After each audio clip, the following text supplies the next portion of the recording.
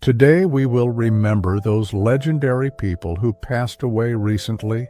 Friend, settle in as we move from the most noticeable to the lesser known, from the present reaching back through decades, uncovering the human stories behind Halloween and early November passings that still echo through movies, music, sports, and stage. We will begin with figures whose names shaped global culture, then widen the circle to artists and athletes whose lives ended on Halloween or in the first days of November. If these stories add value, tap like, hit subscribe, drop a comment about whose legacy touched you most, and let us honor their journeys together.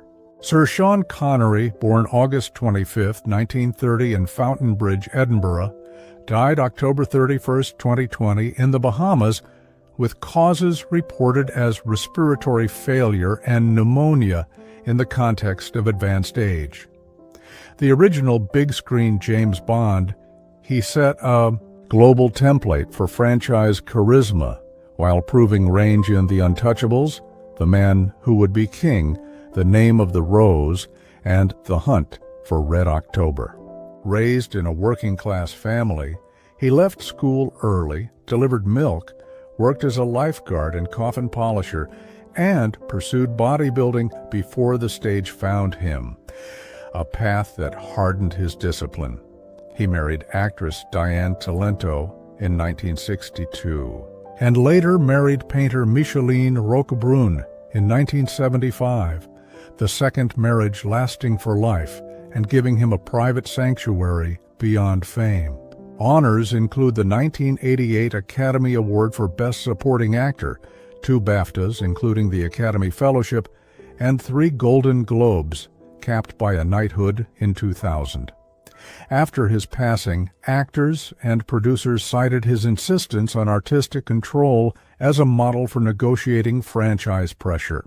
He leaves a legacy of authenticity, regional pride, and evolution across decades, and a lesser-known fact is that he once placed in the Mr. Universe tall division a reminder of how early he learned to commit fully to a goal. Kirshnik Kari Ball, known as Takeoff, born June 18, 1994 in Lawrenceville, Georgia, died November 1, 2022 in Houston after being fatally shot outside a bowling alley. As one-third of Migos, his relaxed precision and warm tone helped push Atlanta trap cadences into worldwide pop culture with Versace, Stir Fry, and Bad and Bougie, reshaping radio and arena production. He grew up in a tight household with his mother alongside Quavo and Offset, learning beats and bars at home, proof that family studios can change the global sound. He was not publicly married, and he kept relationships away from headlines, focusing on craft and collaboration. The group earned major chart success, BET and Billboard honors, platinum certifications, and a touring blueprint that amplified Southern rap on a stadium scale. In the aftermath, tributes from across music stressed his humility and urged safer private events. He leaves a legacy of timing, restraint, and arrangement that young artists study in the studio, and a lesser-known note is how often engineers praised his patience in finding pockets that left space for others to shine. Daniel Dumail, known as MF Doom, born July 13, 1971 in London, died October 31, 2020, with the family's announcement 2 months later, and later reports noting fatal complications from a rare medication-induced angioedema tied to treatment for high blood pressure. A British-American underground icon, he built labyrinthine internal rhymes and alter ego world building, most famously on Mad Villainy with Madlib, turning the metal mask into a philosophy of creative freedom. He spent early childhood in the UK, then New York with his family, rose with KMD, vanished after personal tragedy, and re-emerged as the supervillain, transforming grief into art and myth. He married Jasmine Dumail, kept family life private, and mourned the loss of a son in 2017, which deepened his retreat from the spotlight. Though traditional trophies were few, peer reverence was immense, and his death drew tributes from hip-hop, electronic, and jazz communities. His impact was the normalization of anonymity as purity and the mainstreaming of dense crate-digging production in indie rap. He leaves a legacy of fearless experimentation and the reminder that character can reveal deeper truth than confession. And an odd but telling fact is that he sometimes sent mask-wearing stand-ins to perform, a statement about authorship that became part of the lore.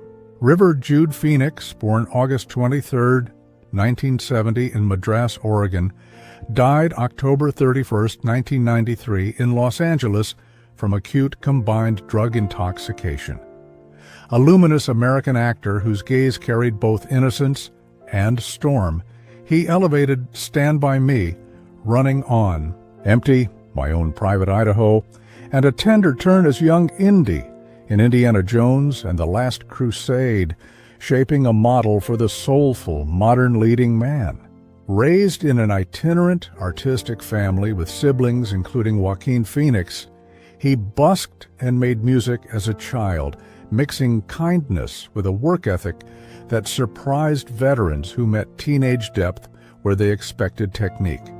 He dated Samantha Mathis and kept romance mostly private, caring more about craft, music, and activism than tabloids. Honors included the Volpe Cup at Venice and an Academy Award nomination at 18, and his death forced Hollywood to confront the pressures surrounding youth and nightlife. In the years that followed, acting teachers and casting directors pointed to River when they talked about vulnerability as strength. He leaves a legacy of making fragility heroic on screen, and an interesting detail is that his band Alika's Attic was a serious musical plan, not a hobby, with songs he hoped to tour between films. Adrian Levine, known as Adrian Shelley, born June 24, 1966 in Queens, New York, died November 1, 2006 in New York City. A death first misread as suicide and then correctly identified as homicide after her husband, Andy Ostroy, pushed for a full investigation. An indie film star who bloomed in Hal Hartley's The Unbelievable Truth and Trust, she later wrote and directed Waitress, released posthumously and adapted into a Broadway musical that turned her quiet voice into a movement for women's storytelling. Raised by a single mother, she trained in theater and film, and co-workers praised the calm she brought to sets. She married Ostroy in 2001. They had a daughter, and the family established the Adrian Shelley Foundation to support women filmmakers and promote safety on productions. Formal awards for her lifetime were modest, but the cultural recognition of Waitress and grants in her name multiplied after her death. The industry impact was a sharper focus on security for indie crews and a visible pipeline for female-led stories to reach mainstream audiences. She leaves a legacy of kindness as power and writing that honors everyday courage. And a little-known note is that Waitress drew inspiration from her love of baking as a ritual of comfort.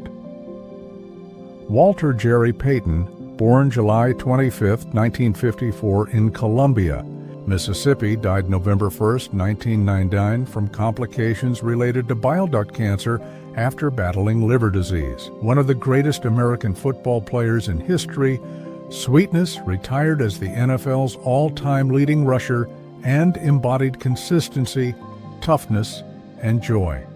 He grew up with siblings in a close family, played drums, and often trained. To rhythm, a detail that feels present in the balance and bounce of his runs. He married Connie Norwood in 1976, and they had 2 children, Jarrett and Brittany, a family that stood with him during his illness and carried on his charitable vision. Awards include the 1977 NFL MVP, a Super Bowl ring in 1986, first ballot, Hall of Fame induction, and the league's Man of the Year award, renamed in his honor, baking philanthropy into definitions of greatness. After his passing, players from every era cited his hill sprint regimen and off-field generosity as standards to chase. He leaves a legacy that excellence is a daily habit rather than a highlight reel. And an interesting fact is that his off-season business ventures made him an early model for athlete entrepreneurship.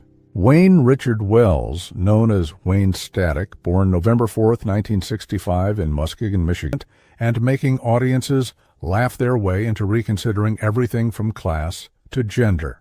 Raised in a troubled household with a failed grains merchant father and a music teacher mother, he left formal schooling early but educated himself in libraries, a self-made scholar whose stubbornness became style.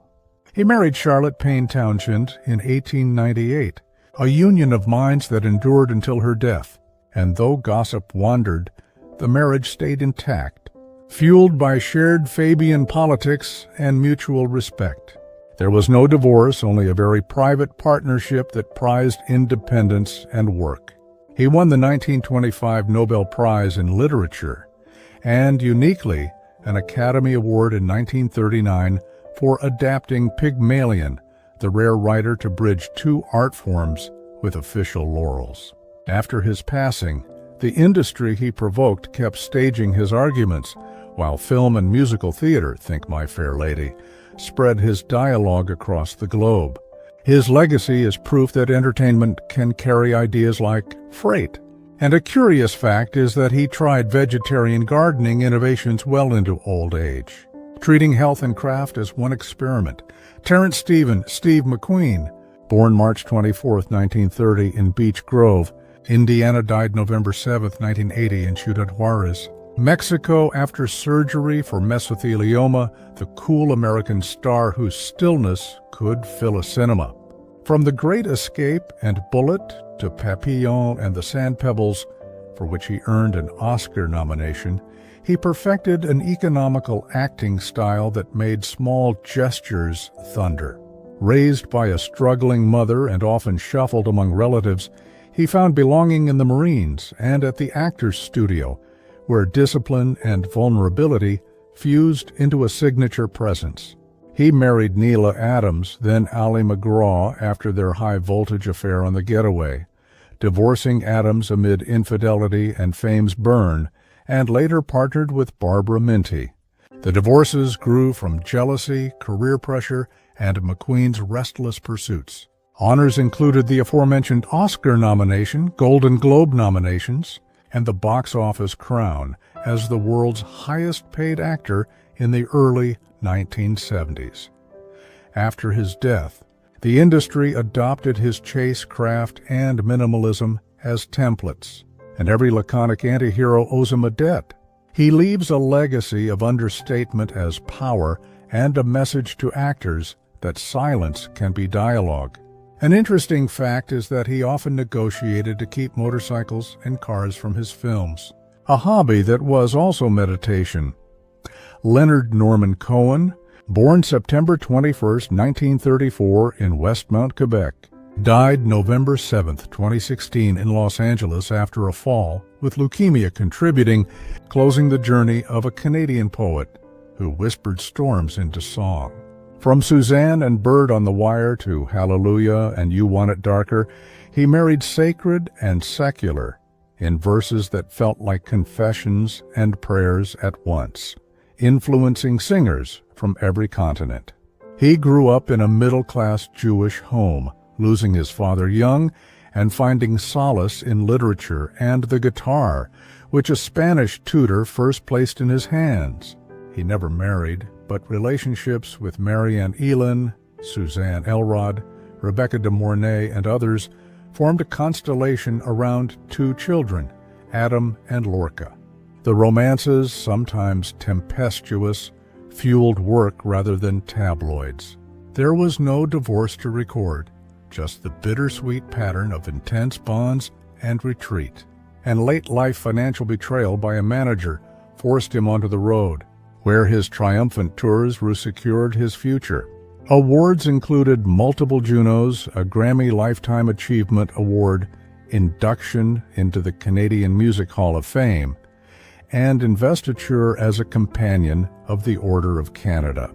After his death, the industry sang him back, with memorial concerts and endless covers, reminding artists that whispers can carry farther than shouts. He leaves a legacy of kindness in performance, discipline in writing, and a blueprint for aging with dignity on stage. A lesser-known note is that he studied at a Zen monastery for years, which sharpened his economy of language.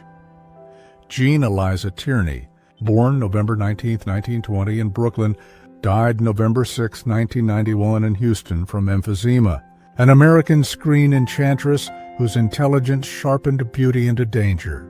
She embodied Laura and left audiences haunted in Leave Her to Heaven, earning a 1945 Oscar nomination for a character both alluring and terrifying. Raised in a comfortable, cultured family, she attended boarding schools and wrote poetry before the studio system sculpted her into a star, though her mother's exacting standards added pressure. She married fashion designer Oleg Cassini, later Texas oilman W. Howard Lee, and her first marriage strained under Hollywood demands and personal tragedy when she contracted rubella during pregnancy, leaving daughter Daria with severe disabilities. That heartbreak, combined with studio turbulence, contributed to mental health crises and a long fight for stability, which she later chronicled with candor. Awards were fewer than she deserved, but the Oscar nomination and critical reverence kept her on film school syllabi. After her death, her story reframed conversations about women's mental health in mid-century Hollywood and the cost of perfection myths. She leaves a legacy of bravery in admitting struggle and a performance template where glamour can carry real menace. A fascinating footnote is that her illness story inspired elements in Agatha Christie's The Mirror Cracked from Side to Side. Andrew Aitken Rooney, born January 14, 1919 in Albany, New York, died November 4, 2011 in New York after surgical complications. The American TV essayist whose cranky charm became a Sunday ritual. As the closing voice of 60 Minutes, he turned curiosity and complaint into an art form, making audiences chuckle and think about junk drawers, holidays, or how words work. Raised by a modest family that prized plain talk, he served in World War II as a reporter and witnessed the liberation of a concentration camp, an experience that deepened his moral clarity even when his delivery was playful. He married Marguerite Margie Rooney in 1942, and they had 4 children. Controversies arrived via some ill-judged comments over the decades that drew suspensions and apologies, but the marriage persisted across 7 decades until her death. There was no divorce, only the long friction and forgiveness of a public-facing couple. Rooney won 4 Emmy Awards and a Writers Guild Award, and he published bestsellers that made his desk a national kitchen table. After his passing, TV lost its most famous curmudgeon, and the essay segment he perfected became the template for countless digital monologues. He leaves a legacy of accessible prose and the idea that small subjects can hold big truths. A lesser-known detail is that he designed his own roll-top desk layout to stage the feeling of rummaging through America's drawer. John Michael Crichton, born October 23, 1942 in Chicago, died November 4, 2008 in Los Angeles from lymphoma, a towering American storyteller whose ideas outran special effects. He bridged novels, film, and TV with The Andromeda Strain, Jurassic Park, and the creation of ER, treating science as suspense fuel and hospitals as adventure arenas.